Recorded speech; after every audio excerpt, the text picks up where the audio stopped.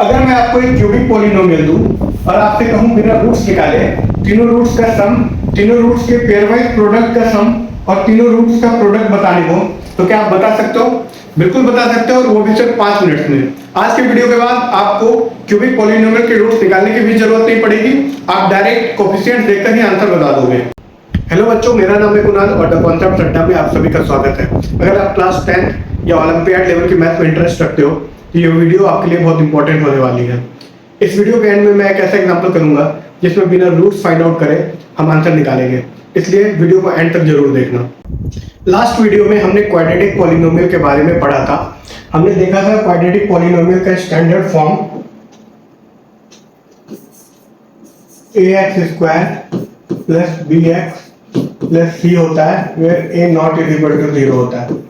और अगर alpha beta इस क्वाड्रेटिक पॉलिनोमियल के रूट्स हैं तो हमने देखा था सम ऑफ रूट्स यानी alpha plus beta minus b by a होता है, और प्रोडक्ट ऑफ रूट यानी alpha into beta c by a होता है। आज इसी कॉन्सेप्ट को फर्दर हम लोग एक्सटेंड करेंगे क्यूबिक पॉलिनोमियल के लिए।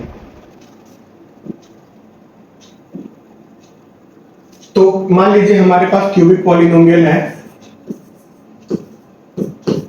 ax cube plus bx square plus cx plus d, और मान लेते हैं क्यूबिक इक्वेशन है हमारे पास इज इक्वल टू 0 और a not is equal to 0 है यहाँ पे। ठीक है, अगर इसके अल्फा बीटा और गामा रूट्स हैं तो हम एक इक्वेशन ऐसे भी बना सकते हैं x minus alpha into x minus beta into x minus gamma is equal to 0।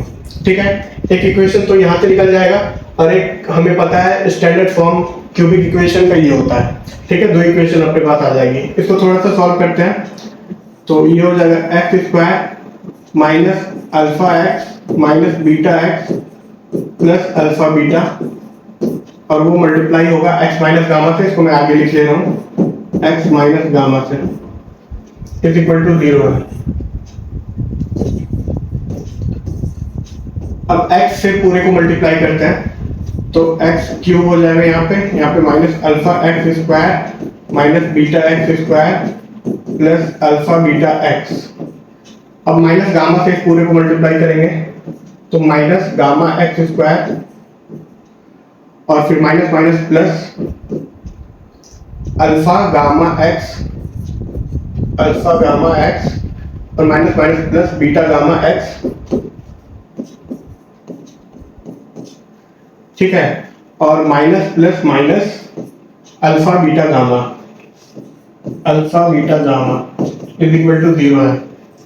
ठीक है, अब इसको थोड़ा और सॉल्व करते हैं। एक्स क्यूब माइनस, अब देखिए यहाँ पे माइनस अल्फा एक्स स्क्वायर है, यहाँ माइनस बीटा एक्स स्क्वायर है, यहाँ माइनस गामा एक्स स्क्वायर है। इन तीनों में से माइनस को कॉमन ले लिए बाहर और एक्स स्क्वायर को कॉमन ले लेते हैं तो alpha plus beta plus gamma x square आ जाएगा। ठीक है, और यहाँ पे अल्फा बीटा एक्स है, यहाँ पे बीटा गामा एक्स है और यहाँ पे गामा अल्फा एक्स है, तो इनमें से एक्स को कॉमन ले लेते हैं तो आ जाएगा alpha beta plus beta gamma plus gamma alpha x minus alpha beta gamma is equal to 0 है। ठीक है, अब देखिए एक इक्वेशन तो ये हमारे पास बन रहा है यहाँ पे,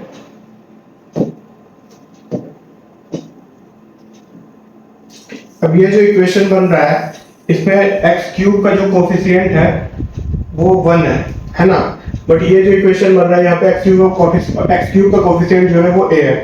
तो हम लोग क्या करते हैं कि इसको अगर थ्रू आउट दोनों साइड LHS RHS में a से डिवाइड कर देते हैं तो x cube plus b by a x square plus c by a x plus d by a is equal to 0।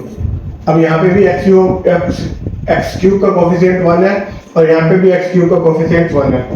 ठीक है, अब दोनों इक्वेशन जो होगी वो दोनों अलजेब्रिकली तो आइडेंटिकल ही होगी, तो हम लोग इन दोनों को कंपेयर कर सकते हैं। ठीक है, ये इक्वेशन 1 मान लेते हैं और इसको इक्वेशन 2 मान लेते हैं। अब इन दोनों को हम लोग कंपेयर करेंगे तो एक्स क्यूब का कोफिशिएंट दोनों पे 1 है। ठीक है, एक्स स्क्वायर का कोफिशिएंट यहाँ पे ये है और यहाँ पे b बाई ए है, तो इसको कंपेयर करेंगे तो minus alpha plus beta plus gamma is equal to आ जाएगा बी बाई ए। इस माइनस को उस साइड भेज देंगे, ये प्लस हो गया, ये माइनस हो गया, यानी सम ऑफ रूट्स जो है माइनस बी बाई ए हो गया। तीनों रूट्स का सम माइनस बी बाई ए हो गया। अब x का कोफिशिएंट को कंपेयर करेंगे दोनों में, तो यहाँ होगा alpha beta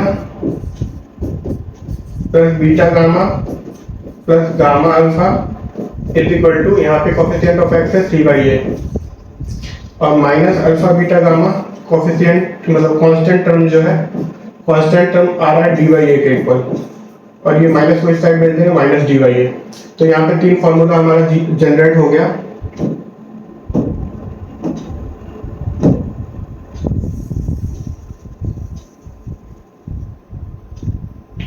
some of roots minus b by a होता है, product sum of product of roots taken two at a time c by a होता है, और अल्फा बीटा गामा मतलब product of root minus d by a होता है। ठीक है, तो ये डेरिवेशन था।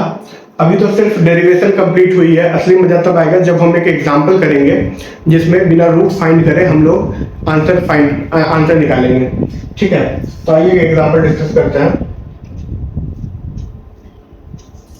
मान लीजिए ये example x cube minus 6x square plus 11x minus 6।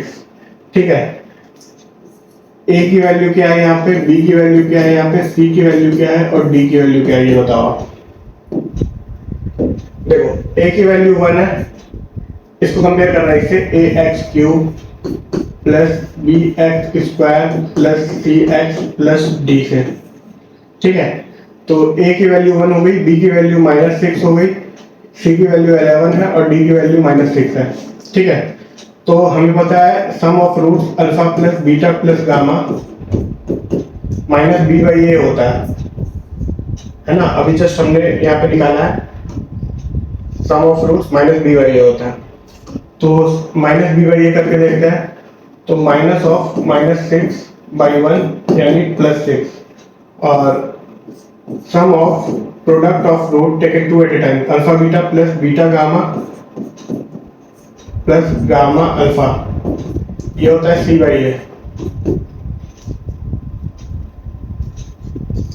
तो सी की वैल्यू 11 बाई 1 यानी 11, और alpha beta gamma product of root minus d by a होता है, तो minus of minus 6 by 1 is equal to 6।